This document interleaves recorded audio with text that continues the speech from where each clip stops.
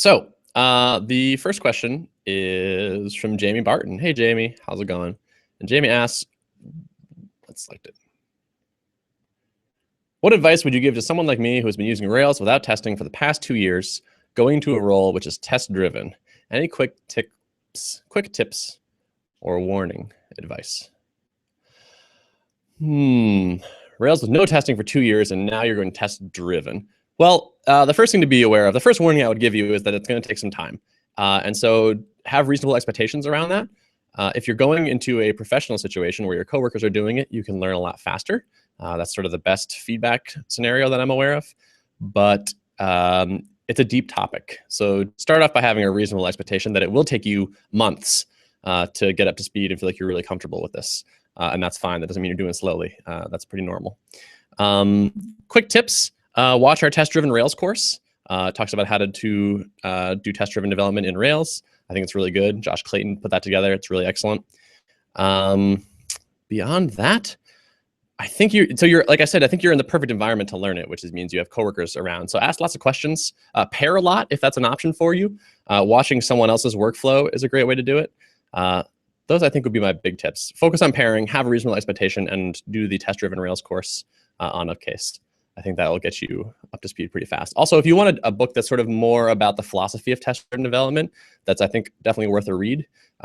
Growing Object-Oriented Software Guided by Tests is a great book to think about reading, or to even read, or think about reading.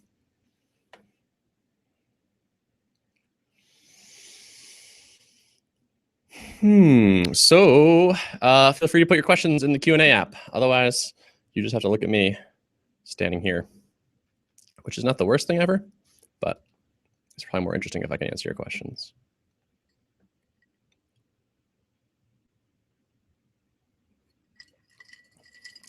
Hey, Tom, when I click like, this is the question I'm answering, do people get to see what the question is, or do I need to read it? You should read it because it won't show up on the actual video afterwards. Tom says I should read it because we publish the videos after the fact. These go on our YouTube page after the fact. We should stop publishing them on the YouTube page so people show up to the actual event. Hello, new viewers. Please put your questions in the Q&A app so I can actually answer things. Otherwise, I'm just going to talk about stuff. And I don't know what. They have to switch to the Q&A app. It's in that little box that has like 9 other boxes, or the icon that has 9 boxes. On the left? It's in the upper right above the video. So viewer people, your Q&A, the Q&A app is in the top right, apparently, above the video. It's a button that looks like a grid of 9. It's a button that looks like a grid of 9 things.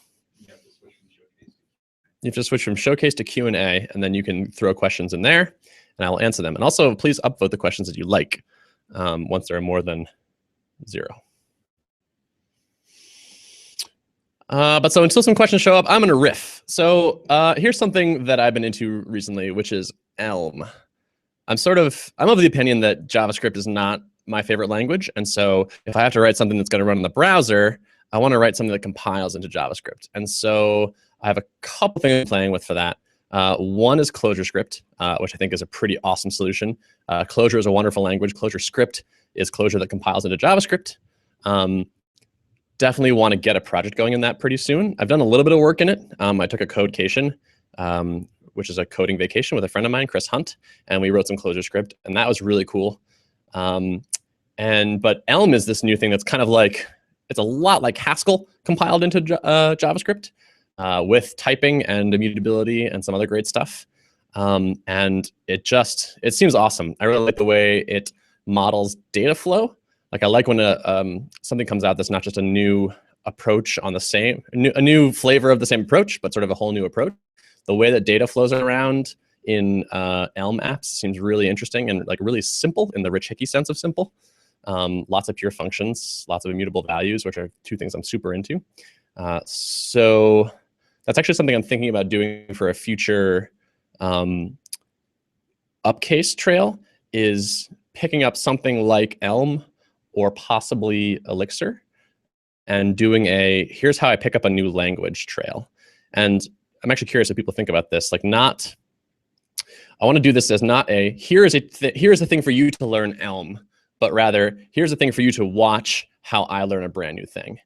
And the tasks I give myself and the resources that I use and the people I reach out to, I think that sort of like a meta learning trail could be really interesting. And so I think you would end up learning some Elm accidentally along the way, inevitably. But the point wouldn't be to teach you it. It would be to see, what do you do? What does an experienced programmer do when he or she wants to learn a new thing? I can show you my sweet learning hacks and whatnot. I think that could be cool. Chad asked a question, which is basically what I'm saying about Elm. I would think that being a Ruby guy, you'd have more interest in Elixir. I am somewhat interested in Elixir. Elixir kind of being like, as far as I know, Elixir is almost like a layer on top of Erlang, which is appealing and interesting. I was just reading an Erlang book a couple nights ago. And so, yeah. But the thing is, so you said being a Ruby guy, I'd have more interest in Elixir. To me, Elixir are just syntactical, which is kind of the least interesting of the similarities. I have no problem going and learning a new syntax. I know that it's to have like a visceral reaction to the familiarity or weirdness of a new language, but like I've gone from Ruby to Lisp, which is a pretty big syntax difference, and I'm comfortable with that kind of thing. I'm actually not interested in using languages that are similar to the ones I'm using now. I think I want to try something different and weird. I've done a lot of Ruby. I'm ready for something that's very different than it. So I'm quite comfortable going outside that, the Ruby land, into something that looks totally alien. And I like when, like I said, I like when something takes a brand new approach to something. I may try both. We'll see how well that trail goes of me learning stuff. I think it'll be sort of lightly edited. So we'll cut out the parts that are really boring. But mostly I want people to be able to watch what it's like for someone to kind of struggle through it and how I debug things and where I go for help and things like that. So I'll probably leave it. It'll actually probably be fairly long, but maybe you can watch it at like 2x or 3x and glean stuff from it. Thanks for the question, Chad. So if you are just joining us, please open up the Q&A app, which apparently you do by doing something in the top right, changing from presentation mode or showcase mode into Q&A mode. Please throw questions in the Q&A part and upvote the ones that you see that you like. So what else? So yeah, so I'm interested in stuff that compiles down to JavaScript. I think I'm going to end up doing some of that pretty soon. Also very interested in Clojure and Haskell in general. I was telling Chris, who's another upcaser, the other day, that I feel like even when we try really hard, it's really hard to write reusable objects. Like one of the promises of OO is supposed to be code reuse. Like, oh, you just write an object and then it will be easy to swap in a different one that acts the same, or reuse that object and reuse that code in a different place. And right now we're redesigning the checkout flow for Upcase, like what you go through when you buy or when you subscribe for the first time. And there's basically, after wrangling with it for a day, I decided that I would actually save a lot of time by rewriting it, which is like just such a huge failure, right? Like there's so many pieces that we've written for that and debugged over time, improved. But even though we've tried to make them really clean and tried our best, I found that they're so coupled to the current way of doing things that I can't change or can't reuse any of the pieces or refactor them in a way where I could easily reuse them. And so to me, that's a huge failure. Like, I don't think we should feel bad about it, but it's like, okay, what could we change about how we're writing the code, or could we change the language in which we're writing this code so that this doesn't happen? Like, it just doesn't feel like I've had this experience, this reuse idea. I haven't experienced it.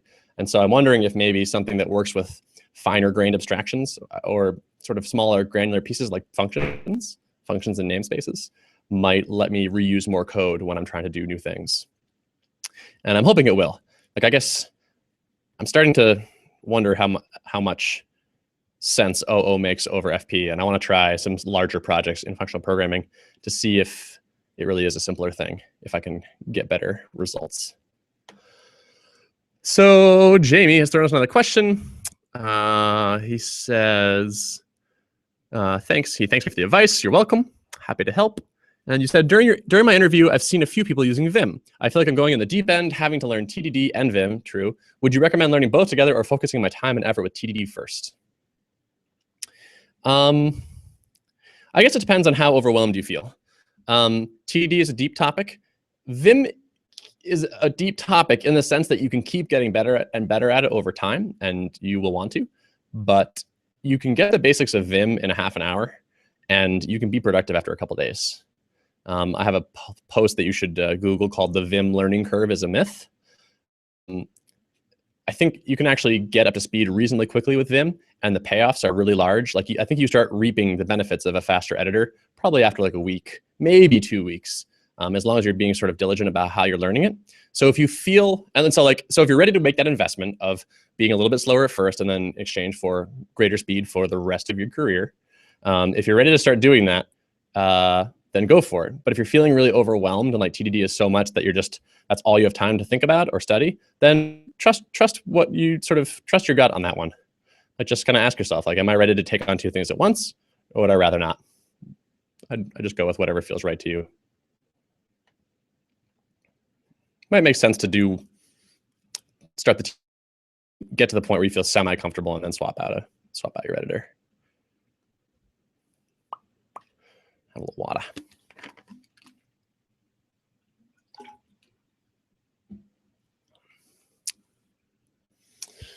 So what else am I doing right now? I'm just going to riff until I get questions in the Q&A thing. So if you want me to talk about a topic that you're interested in, even if you don't have a specific question, if you just say, I'd like to hear about X, feel free to throw that in there in the Q&A app. What else? I got in a fight last night. It was a sanctioned fight between me and my brother. So I started to bring my brother to boxing lessons. So he and I were punching each other in the face last night. And today I kind of feel like I got punched in the face last night, which makes sense. But it just like an hour ago, I was like, why do I have this headache? And why is my neck all stiff? And I was like, oh yeah, my brother shoved his fist in my face a bunch of times. It was pretty cool. I recommend it, possibly, if you're into that. All right, we got questions. Chad says, Ben, I consider myself to be a good iOS developer, but I really struggle during the interview process with tricky programming questions on the fly. Someone else emailed me about this. Maybe it was you. I struggle with tricky programming questions on the fly that aren't related to my particular mobile skill set. Books to get more practice, ? Man, what a sorry, let me undo a thing. Yeah. Jack's book. Jack's book? Jack has a book. Jack means... But it's not about interview questions. Oh, yeah, but it would give more confidence in the skill set. Sure. So I think the interviews you're going through are broken. The fact that you need a special book to practice things that aren't related to your actual job is like such a bad sign, right? Like to me, development hiring is so whacked right now. There are boot camps that have classes and recurring study groups just to study bullshit questions that come up only in interviews. And that is just such a waste of everyone's time. It's so frustrating. And not like some of these topics aren't somewhat useful or interesting, but like, man, is that broken. It's just such a smell.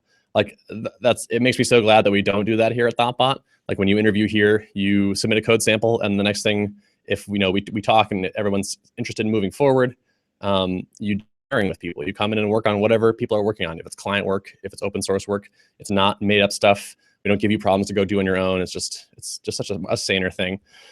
So I guess my philosophical answer is stop interviewing at places that think this is a good interview technique. Unfortunately, that's most of them, sadly. And the next time they ask you to do that, show them Google's data, which showed that the brain teasers they asked in interviews had no predictive power for job performance. But since the fact is the world we live in, most of these jobs will have this nonsense. Books to get more practice. Yeah. Well, is this a book for that? I don't know. I don't have any specific books that I can recommend. I haven't had to study this for a long time. So I would just Google around probably. Pragmatic Programmers just released a book of programming exercises, but I think it's targeted at beginners programmers. You probably want more algorithmically things, or like, how do you do a depth first search, or like turn this into a red black tree, or other similar goofy questions. I think there are sites like, I saw a site that was like, would mail you an interview question every week and then talk about it for a little bit of money or something. But I don't have any specific recommendations except for don't go work at those places. Oh, sweet. Hey, Jeff. How's it going? I'm seeing you soon. I'm excited. Jeff asks, how did your charity boxing match go? Has it already happened? It has already happened. I did lose. I lost. I came in second, which is one way of thinking about it. I took the silver medal in my 2-spot fight. How did it go? So even though, yeah, right, it's, optimistic view. So it's, even though I lost, still really fun. It was still super interesting. It was in front of a bunch of people. It was a crazy tournament. My contacts fell out after I got punched too hard in the face, so I couldn't see, which was interesting. But I continued anyway. And yeah, it was still really cool. It's amazing to see how all of my bad habits that I had during training showed up. Like, you think you're gonna like rise to the occasion, but you sink to the level of your worst performance in training under pressure. And so to me, the takeaway was like, you gotta be really, really diligent about not letting yourself ever ingrain the motor patterns of bad habits while you're training, because that's what you fall back to. You're like your sort of lowest level. And that's why I think it's important to like really ramp up your new skills slowly. Like, do something perfectly, but at 1/10 speed first. In most body focused activities, like practice doing something really, really well, even if it's at like a simplified version or if it's a slower version. But yeah, overall, I would totally recommend the experience. It was super cool, and I'm still doing some boxing, so it's still fun. And I might even sign up for another fight and see if I can get a win under my belt, because right now my record is 0-1. So if you retire on 1, kind of lame, right? You got to win 1. Thanks for the question, Jeff. All right, Jamie, you're killing it. Thank you for the questions. I appreciate it. Jamie says, I've been an Upcase subscriber on and off for over a year now. I've followed your decisions around pricing. Do you continue to do any type of A/B testing around that, or do you think you found a stable, suitable price for Upcase? Man, that's a good question. We did an A/B test recently of $29 versus $49. No other changes, like no plan level changes. Just if someone shows up on the page and they see 29, or maybe they see 49, and the $49 one got crushed. There were way more people signing up at 29, like 10-1 or something, which was very surprising. I wouldn't have expected it to be that extreme. I think Upcase pricing will never be stable in my mind, because it's one of my favorite levers to play with, and I'm a fiddler. Like, I like to mess around with stuff like that. But I think it's a decent-ish price right now. It exposes us to a really wide audience. It makes it affordable or close to people outside the US, which is something that it's easy to not think about. But we actually have a huge number of Brazilian subscribers, a bunch of subscribers in India, places where $29 is a much different thing. And that's probably one of the reasons we saw the pricing drop off, or the signups drop off a lot at 49, was a lot of people that puts it totally out of range. But it wasn't high enough to be like premium in the US. So I think you kind of like 49 might be like that unhappy medium or something. So yeah, I think for now the price is likely to stay the same. I can't promise that. Like I said, I like to fiddle, but we're pretty happy with it right now. I'm not sure what would cause me to change it, but I think it's likely that we'll run more tests just to see. It is a business, so we do want to make money, and if we can do something as easy as increase the price and make more money, that's great for us, of course. So we'll see. I think we are unlikely to do anything where we wouldn't grandfather people in. So if you are a subscriber, it's probably likely that things will just continue to be the same for you as we play around with these numbers. But thanks for the question. Jeff says, it sounds like you're approaching boxing like Vim. Yeah, I think so. I think this is kind of my general learning habit, which is to try to like simplify things. It's kind of like the Tim Ferriss-y approach, where it's like, how do I hack this? Like, is there a shortcut, and can I make this simpler than it actually seems, or actually is, maybe, in order to practice it and ingrain the good habits. But yeah, I try to ingrain good habits in Vim as well. Like, when I get started, I always tell people, if I realize I've missed a chance to use a command that I've been trying to learn, I'll often go back, I'll undo, and then use the command to just sort of start building that muscle memory. I want to get my brain and my fingers used to responding in a way when a certain thing happens. And even if it means replaying, doing more work up front. So totally. Hey, Dave Moore. Dave, you've been like all the, appreciate that. All right, Dave says, hey Ben, thanks for another AMA. Thank you for coming to them. What are your thoughts on starting your career as a developer in a consultancy as opposed to with a product team? What optimizations would you suggest to tune your skill set toward each? Good question. What are my thoughts on starting your career as a developer in a consultancy as opposed to a product team? So I started my Rails career on a product team, and then moved to a consultancy, and now I'm back to a product. So I guess I have seen this from both sides. What are my thoughts? My thoughts are you kind of can't, I think one is not clearly superior to the other. I think it depends on what kind of personality type you have. Products are nice because you get to stick with them for a long time and learn them really well. And you get to see the results of the work you do. You get to sort of follow through on your ideas and see what happens. And that's great. At the same time, they can get old. If you work on the same product for 3 years, you might just be like, I'm sick of whatever this thing is. So there's that risk. And then your option at a product company is generally to leave, right? You have to go work on something else. At a consultancy, you often don't get the satisfaction of seeing a project through to completion or seeing your work used in production sometimes. But you get to see a lot of different things. So here at thoughtbot, we probably switch projects maybe every 4 months for the average consultant. And so that's cool. So all of a sudden you're on a new technology stack. You get to experience at learning a new code base and reading other people's code and seeing what kind of code is easy to read versus not. And different exposure. Like on Redis, on Upcase, we're probably just never going to be super into using Redis, for example, or like have a ton of background jobs. But if you are switching around client work, you might just hop onto a project where suddenly they're doing a ton of Redis or a ton of background jobs or a ton of whatever, and a justifiable use of some interesting technology. And so you get to have a lot of experience. Yes, I've worked with a bunch of Redis. Yes, I've worked in an extremely performance-sensitive environment, things like that. What optimizations would you suggest to tune your skill set toward each? Focus on empathy. I don't know. Just communication solves all problems. That's what I'll say. Most of the time, you just need to communicate better.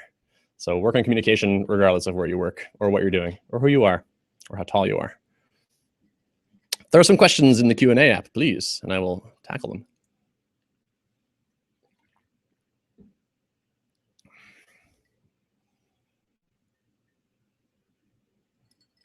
So we recorded a podcast right before this, and we didn't have a guest lined up, and so I made Tom do it. Tom is our video, for those of you who don't know, he's the producer behind the weekly iteration, and basically any piece of video or audio or this that you see come out of thoughtbot has gone through Tom's hands and probably been edited and much better than it would have been otherwise without him there. He set up this blue curtain behind me and the lighting that is making me look so well lit right now, and this bright red Rudolph nose microphone. Oh, this is thoughtbot red. Yeah, this is perfectly justifiable. Yeah, that was the thing? Yeah. Okay, that was intentional. Turns out this red microphone was intentional. But we had Tom on the podcast, and it was fun for me because he was uncomfortable. Not that uncomfortable, but I like pulling someone out of their comfort zone a little bit. And you said it was not so bad after, right, Tom? Yeah. Yeah, not so bad. I'm a friendly interviewer. All right, viewers, ask me some questions. Otherwise, it's just me rambling about our workday. What else? It's a Friday, so yep, it's a Friday, so it's 3 p.m. in my time. So we've been doing investment time, theoretically. Investment time is where we do stuff like open source work or blog posts or ask me anything or podcasts, things like that. So I've been talking for a while, and now I'm talking some more. And yeah, the podcast actually is an investment day killer. It tends to just kind of pop up right in the middle of the day. So it's hard to plan for, especially when we don't know who our guest is until about 30 minutes before it. But that's pretty rare. We usually know. Sounds pretty good at that.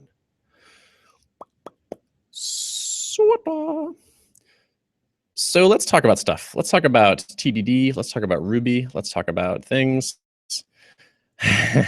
Dave Moore says now we should get Tom on the weekly iteration, which is a fun idea, but I think Tom would kill us. You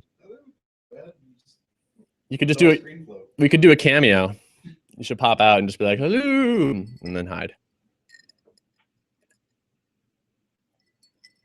Oh, it's happening. It's happening. Oh, nice. That was a Tom drive-by. Now Tom has been on many. I've already EGOT'd everything. Tom is EGOT'd. It's exciting for everyone. I feel guilty that there are no questions, but I can't make questions appear. And it's on all of you, I'm afraid. Otherwise, it's me rambling. What else should we talk about, Tom? Oh, next week is the thoughtbot annual summit. So we're all going to go to Denver. So if you ever wanted to rob the Boston office, next week is a really good idea. Awesome question. Thanks, Mohammed. Mohammed asks, hey, Ben, many say that Rails is dying. As Angular is picking up enormous traction, many suggest that Rails is not the hot framework it used to be. As an avid Rails developer, I'm kind of saddened by this issue building up. I wonder what are your thoughts on this? I would encourage you to not give a shit. That would be my professional advice. Popular is overrated. The latest hot whatever is overrated. I think you should work in the technology stacks that allow you to get awesome stuff done and that you are happy using and that give you enjoyment. And totally, completely ignore people telling you that your stack is dying, unless it really is dying. Like if people were flooding out of Rails and it like there weren't going to be open source libraries maintaining it, and the maintainers of Rails were leaving, and it was clear ghost town, like if it were COBOL or something, then okay, yes, that's a really good reason actually to leave, because you need a large enough community to support it. But if anything, I would say the Rails community is way bigger than it has been and continues to grow. There's huge amount of people in there, and more coming every day, and a lot of like. So, A, I think there's little truth to the idea that Rails is dying, and B, even if it were like losing its place as the most popular thing, you shouldn't care. I think you should happily use a esoteric, little programming language if that's what makes you happy and if that's what you feel like produces the best code. Chasing whatever the average person is doing, trying to be with the most people who are the most average, is a great day average. So if you have your sights set on something higher, then I would ask yourself how you feel about it and let that guide where you go. But thanks for the question. Now, I mean, that's just to clarify something. I hope that one day someone writes something better than Rails for making web applications, and maybe they already have. So I think you should pay attention to that and try new things. So you're not stuck in something that has been superseded by better technology or that you like better. So pay attention to that. Keep looking at other stuff. Don't get stuck somewhere, but also don't be worried so much about whatever the hotness is. Programming it's disturbingly similar to the fashion world sometimes, where certain things are in and certain things are out, and it's cool to work in this and it's not cool to work in that. And kind of like the fashion world, maybe know about it a little, but try not to pay too much attention to it, because realize it's kind of a popularity contest. I'm using profanity in this one, Tom. That's what happens when no one's here to check it. It's dangerous. You just give me an open mic and out it comes. I'm passionate, I have strong feelings. Dave Moore suggests that I riff about working remotely versus on-site. Over the next 10 years, do you think that remote will become the default? Is that a good thing in your mind? I'm a much bigger fan of working with people in person. When I collaborate remotely with other thoughtbotters, it's kind of tricky. I think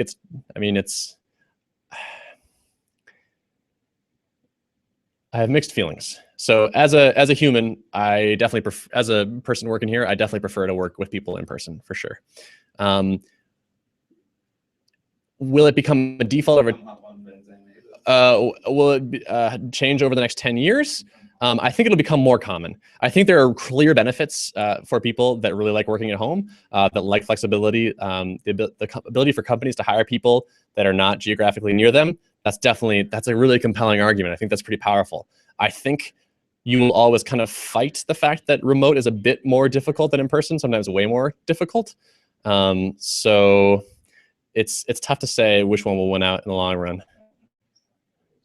But yeah, is it a good thing? I don't know. So a thoughtbot like we do, people work at an office locally. So we try not to do that many remote projects. So like we have a Boston office and the people that work here come to the office. And to me, there's just no substitute for the camaraderie and the face-to-face interaction. But I have never also really tried a lot of remote work in earnest. So maybe with the combination of Slack and Outs and things like that, it could be made as good or close, in which case maybe the benefits outweigh that. As a super extroverted face-to-face kind of person, I think I will probably always want to come to an office. That's a good question. Thanks, Dave.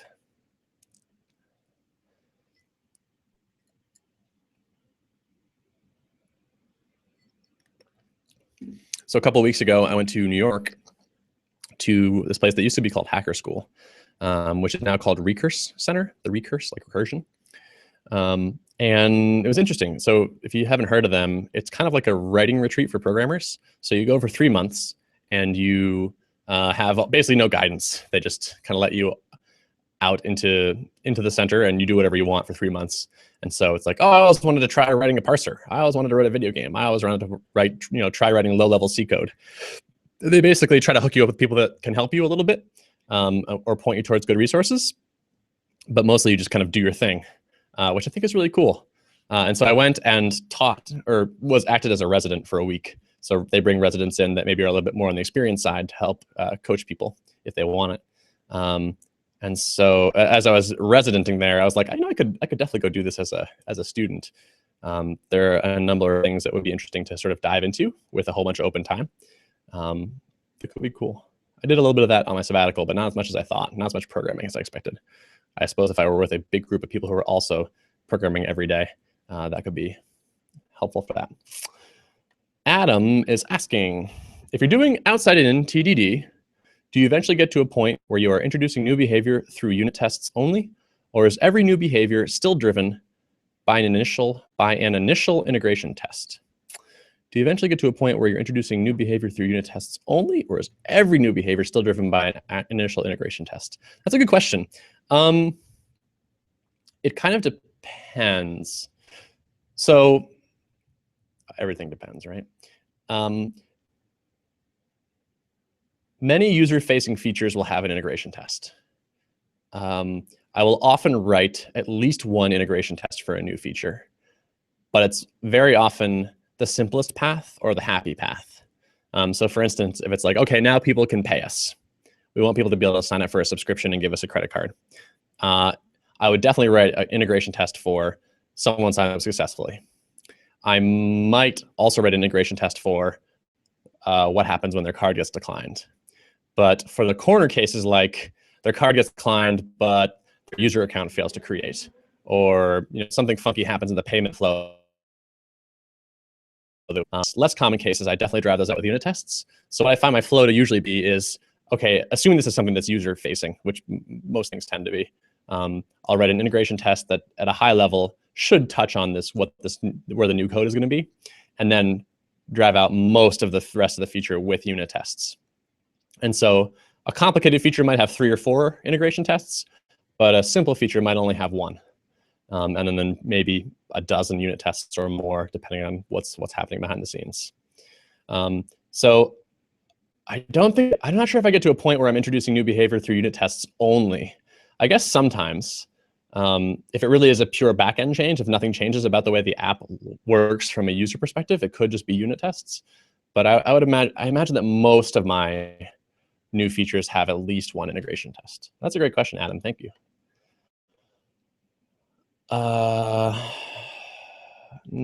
So Dave asked, do you have thoughts on machine learning in Ruby? Have you ever played with AI for R? No, I have not. I hope that was helpful. Sean has. Sean Griffin has definitely done some of that. Did he talk about that on the podcast at some point, Tom? It's an ongoing topic. Yeah, if you listen to The Bike Shed, which is his podcast, co-hosted with Derek, he talks about some of that, and that might be of interest to you. Or he's a friendly guy. You could tweet at him, say, yo, what do you think about this? So yeah, Recurse Center was interesting. It's cool. Play with it in Denver soon. Oh yeah, I'm gonna see him in Denver. Maybe we'll play with his machine learning stuff. Yeah, Recurse Center was great. You should think about quitting your job for 3 months and going and writing code a whole bunch and tell your boss, I told you should do that. I wonder how many employers I've kind of upset, because I'm pretty often telling people to quit their jobs, usually because their jobs are not good.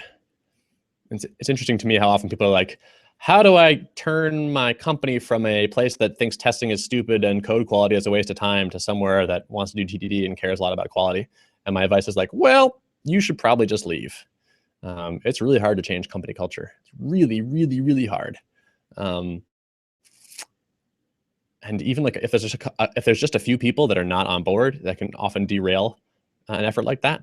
And so it's often, unfortunately, easier to just bail and go join somewhere that believes the things that you believe. And the reality is, the market is so strong right now that you should be able to leave and find somewhere awesome. Like if there aren't enough jobs, then sometimes you have to work jobs that are no good. But I think in this current climate, everyone should be working a job they feel great about. Except Tom. Yeah. I like it here. Tom likes it here. We're good to each other. I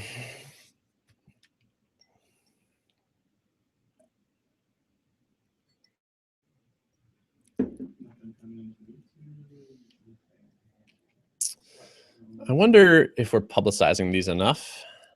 Considering we did it like 10 weeks beforehand. We're probably not. We're kind of doing a lousy job of letting people know these things are happening.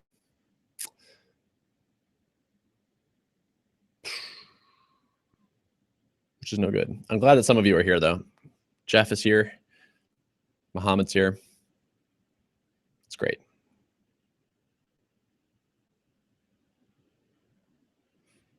I should just stand here motionless until new questions come in. Or I could just keep telling you about my life and what's going on. I've been getting in fights. I've been looking at Elm. I've been going to New York to the Recurse Center. I'm working on a feature right now on Upcase to redo the checkout flow, which is probably not very interesting if you're already a subscriber. But we're trying to streamline that down. Chris is working on a Git. Don't tell anybody, but Chris is working on a Git course, which is going to be super good. By the way, have you noticed the weekly iteration notes have gotten like super excellent, and now they link deep into the video? That is Chris's doing. He's killing it. Chris Toomey, man, everybody. Huge improvement. Huge boost to the Upcase team. I love you too, Mohammed. I appreciate that. I'm glad you wrote a heart for me. So yeah, he's been into that. He wrote, together we made the on-ramp to Vim course, which I think is pretty legit. There's an advanced Vim course planned as well. Right now, Chris is working on, he wrote a regular expressions deck that we released today. Pretty psyched about that. And we have some other stuff happening that you might not know about, like search. There's a site-wide search is coming. We're trying to get better about making the stuff we make findable and cross-linked. So we're trying to get better about linking between things and having notes for the weekly iterations so you can scan them and search for them, and site-wide search, like I said, which I think will be awesome. Praguna,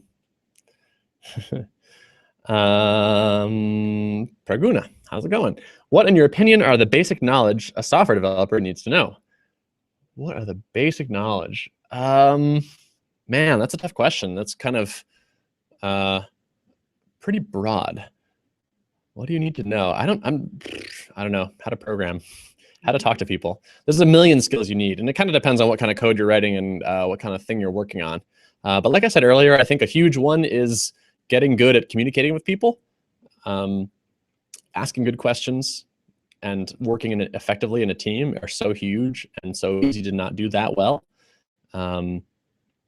If you're just getting started, I think the thing to do is just program a lot, like a lot. Nothing is quite a substitute for having done a bunch of things a bunch of times. And so if you are like, hey, I'm a newish developer, I'm trying to get up to speed, like, where should I focus my efforts? Like, it kind of doesn't matter, actually, as long as you do a ton of programming. Try to write a bunch of different kinds of programs that do a bunch of different kinds of things, get some variety in there. But beyond that, it doesn't really matter. Like, you learn so much just by doing for your first bunch of years that just focus on that. Focus on doing it a lot. Simple, but fine. Dave again. Dave asked, any new talks in the works? Maybe. I have a rough idea for a talk. I don't know if it's a talk yet or just a thing I like, which is I've been running this Upcase thing for a little while. And so I feel like I have to put this hat on, which is like, does this decision make business sense? Like, so, okay, it's a Monday. What am I going to work on this week? What makes the most sense for the business? And so I've been thinking about that from like what maybe will increase revenue the most, what will make people the happiest, or like trying to think of how do you decide what actually the best decision is. And recently, I've actually been just choosing the thing that seems like the most fun. and that I think will get me the most excited. And at first glance, I thought like, well, I'm going to ignore what's best for the business and instead just focus on what's fun. But the more I think about it, the more I think that fun actually might be what's best for the business.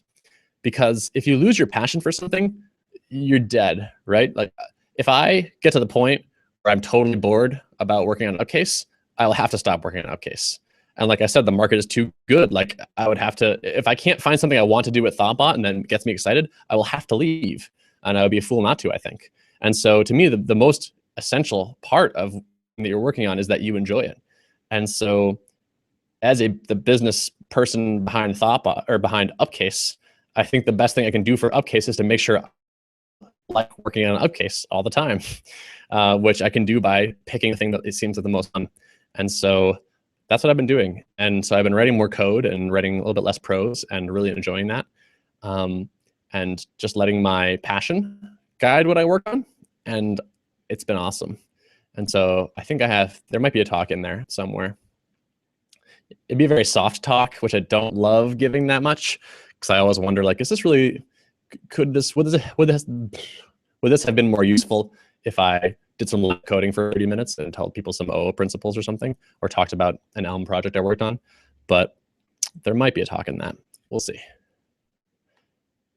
I haven't really been active on the conference circuit recently because I've been trying to travel less and stay home more. And so I don't have a super need for a conference talk right now. But if I had something I wanted to say more, I might go give more.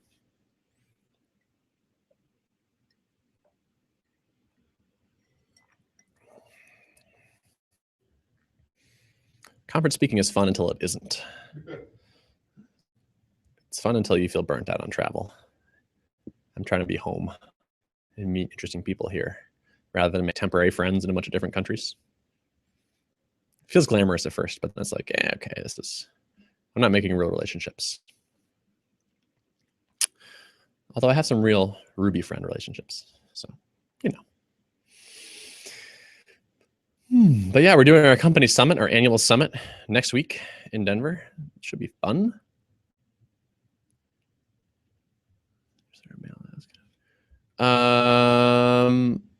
So Mohammed saying, I love thoughtbot, but I guess the newsletter mail layout is kind of very basic. I'm not sure what you're saying. Are you talking about the Upcase newsletter or the thoughtbot newsletter?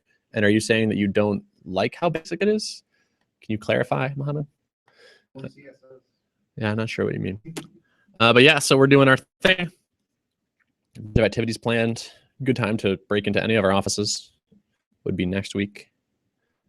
And I'm gonna give a lightning talk at the summit about being punched in the face for cancer research. A story about boxing by Ben Orenstein. What else?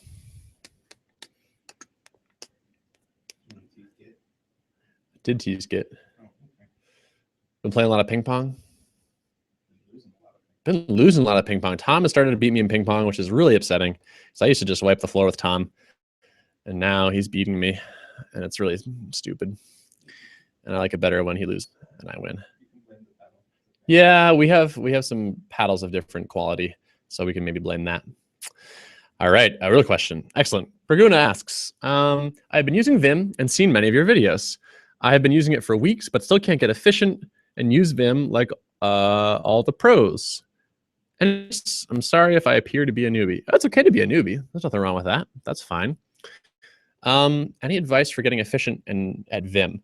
I put basically all the advice I know for getting efficient with Vim, at least in terms of a beginner, in our On-Ramp to Vim course. So hopefully you've gone through that already. And if not, definitely go through that. Not to toot our own horn too much, but I don't know of a better Vim course to get going, personally. So try that. If you have used that and you are still struggling, like if you've gone through it and you're still struggling, go through it again and make sure you understand it and take notes. And if you've gone through it twice and you're really stuck, then email me, Ben@thoughtbot, and I will pair with you and watch you use Vim, and we'll try to figure out what's going on, what the missing piece is. But make sure you put in the work first. Try it yourself. Go through On-Ramp to Vim twice. And if you're still stuck, I will help you. One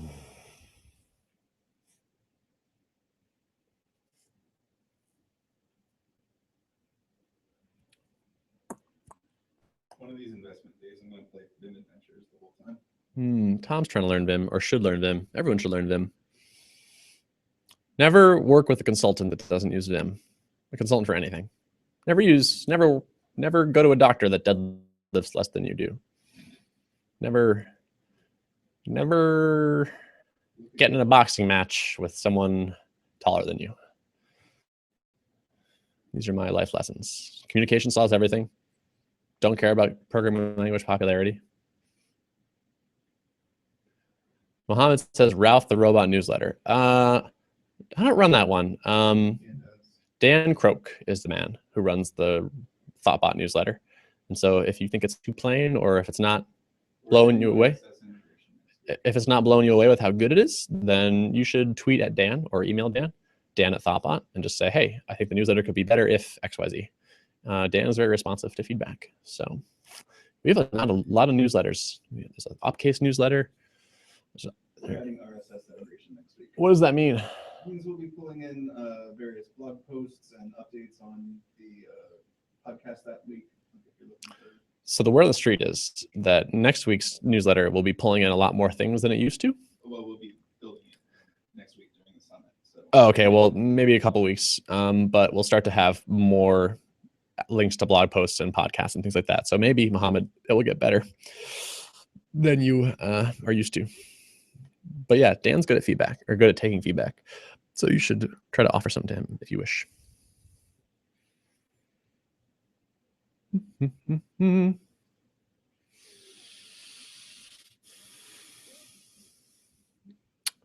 3:20. We got 10 more minutes, let's say. Unless the questions start pouring in which case I'll keep going. If you keep throwing questions to me, I'm likely to keep answering them because I like talking. But otherwise, we'll probably wrap up in about 10 minutes. John Parkinson, thank you for the question. Let's see what we got. John says, hey, Ben, I love your work. Thank you. How is the new thoughtbot London office going? Great question. I just talked to Chad, our CEO, today, and who is in London. And apparently it's going well. He's meeting tons of people, tons of potential employees, tons of potential clients. Apparently there's a lot of opportunity in London. And so I would say it's going well. I'm not sure how the hiring situation looks. I'm not sure if there are any London specific employees yet. I think we have a couple potentials lined up. So I think it's going to be something that opens up soonish. I imagine we'll start doing, hopefully start doing work soon is certainly the goal. So I don't have super detail on that one, but if you tweet at Chad Pytel, he might just tell you like what the time frame might be if you're interested in getting hired there or working with us or something. I'm sure he'd love to talk about it. He's in town. He's having coffee or tea with anyone who will meet with him, I think. So now's a good time to pick Chad's brain for things. He's not always so accessible to the UK.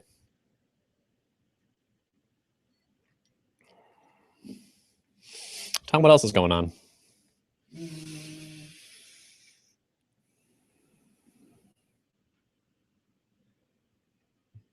know who's good at blog posts? Gabe Williams. You should go read Gabe's blog post on the Giant Robots blog about standard in, standard out, and standard error. Gabe has a knack of explaining things very clearly and succinctly, and everyone should think about it. All right, 2 questions. What's up? Mohammed says, I'm building a similar site to Upcase. Great. Where I'm awesome. I'm building a similar site to Upcase where I'm delivering technical content on Rails for Arab programmers in Arabic. I have been really motivated by thoughtbot and wish to achieve something similar. Any specific piece of advice you can share in my Upcase competitor? Oh, that's awesome. I guess we're not really directly competing. I don't think we're likely to make Arabic content, unfortunately. What piece of advice would I share?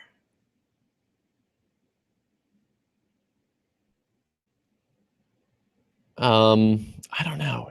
It's hard. You probably can't go wrong talking to your customers a lot, and listening to them. Upcase has grown more slowly than I thought it might. It grew really fast at first and then has kind of tapered. And so we spent a lot of time thinking, like, how do we just keep making the site better? And so I haven't really been directly seeking revenue so much as like, if we just make it better, I think more people will stay subscribed for longer and more people will sign up and things like that.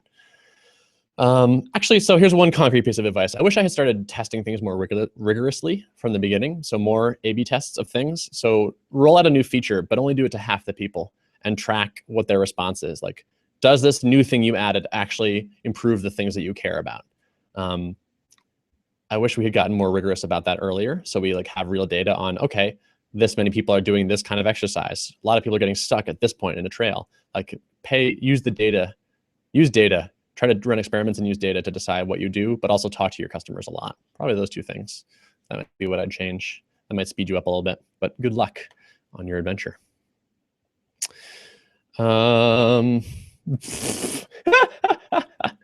Dave Moore says, clone the repo, which is hilarious advice. Just clone the code base and start running. I mean, I have no idea what license we have on that repo. You might actually be able to do that. And we wouldn't. Well, no, but you can put a license in there that says like what the rules are about the code.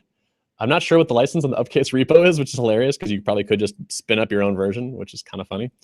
Man, I don't know. That's a hilarious suggestion though. So Dave says, on the business side of Upcase, do you see pushing towards a larger, stronger community or focusing primarily on adding content? Do you see something like Code Newbie Slack in Upcase's future?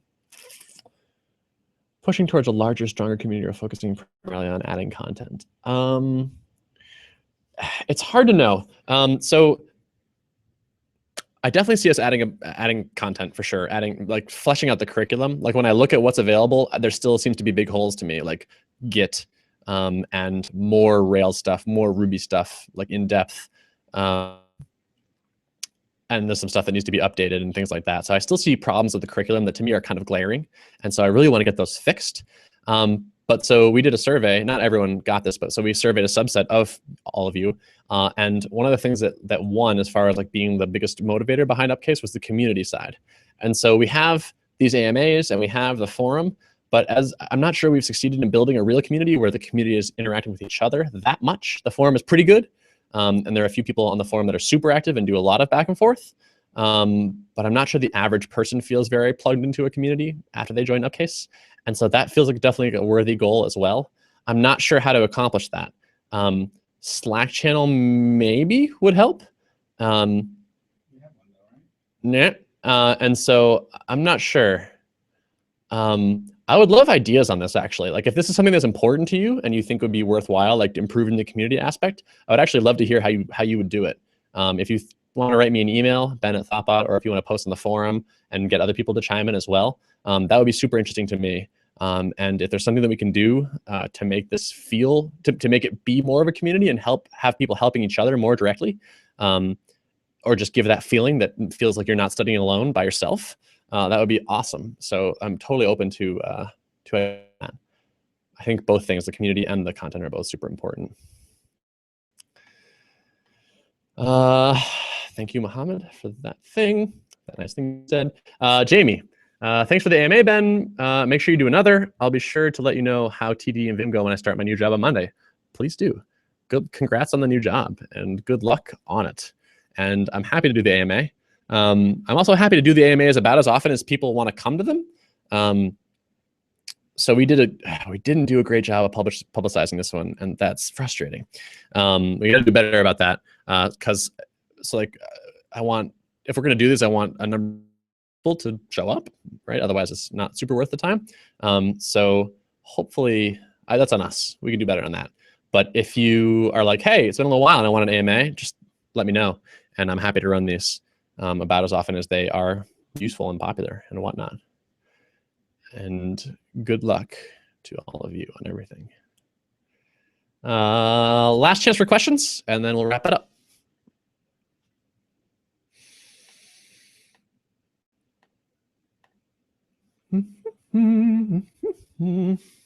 It's Friday, by the way. Hope all day it's Friday. Hope everyone's excited. I'm excited. I'm gonna do some fun stuff this weekend. I'm gonna do some singing. Getting together with my quartet. John Parkinson asks, does Upcase have anything for me as a JavaScript developer? Not that much. Not really. Kind of no. It's something we want to improve on in the future, but we're kind of just trying to we're at it. So here's an interesting thing. As a company, thoughtbot has not really settled on a JavaScript solution. Like, what do you do for client-side behavior? I wouldn't say we've settled. Ember is the front runner right now, but I don't think we have a solution that we feel awesome about in general. I'm leaning towards looking at stuff like Elm and ClojureScript. Other people are very Ember positive. So it's actually, I'm not sure we have an answer yet. And so I'm not sure we're going to make a lot of stuff on Upcase until we feel really good about something that we can recommend. Hey, we've tested this for real in real apps. This is the way we think you should do it. And so since we don't have an answer to that, I don't think we're going to make much for that in terms of curriculum. But we will probably eventually. With it too. Like, there was a lot of CoffeeScript people until ES6 came out. Yeah, it's something that's in flux. Like, we had a lot of, Tom was saying, a lot of CoffeeScript fans until ES6 came out, and now a lot of ES6 fans, and now we're sort of, there's a lot of, there's variability there. Thanks for the question, though. Roma asks, what is your opinion about basic programming disciplines? Which of it is the most important in a developer career? On which of it should I mainly concentrate to learn efficiently and for a practical day-to-day basis? What about basic programming disciplines? I think we covered this a little bit earlier, but my rough advice is to do it a lot. I don't think any one skill stands out as super important other than getting good at writing and communicating with people. I would concentrate on do a bunch of things, try to get a bunch of variety, write a bunch of different kinds of programs, use a bunch of different kinds of languages, don't get stuck in Ruby, don't get stuck anywhere. And just expose yourself to a lot of different ideas. Read a lot of things. That's my generic advice for programming. Hey, John Parkinson is a big barbershop fan. Awesome. What are we practicing? We do have a little bit of stuff on YouTube. We're called Downtown Crossing Quartet. Downtown Crossing Quartet.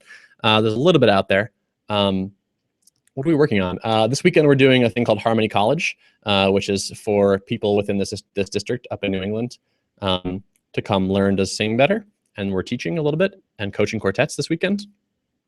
And we're also learning a bunch of music for this thing called Harmony Brigade, where a bunch of people get together and sing in pickup quartets. They learn a whole bunch of music ahead of time and then come together and sing. So we're working on both those things right now. All right, last call for questions. We'll answer any questions that show up in the next 30 seconds. Otherwise, we're out.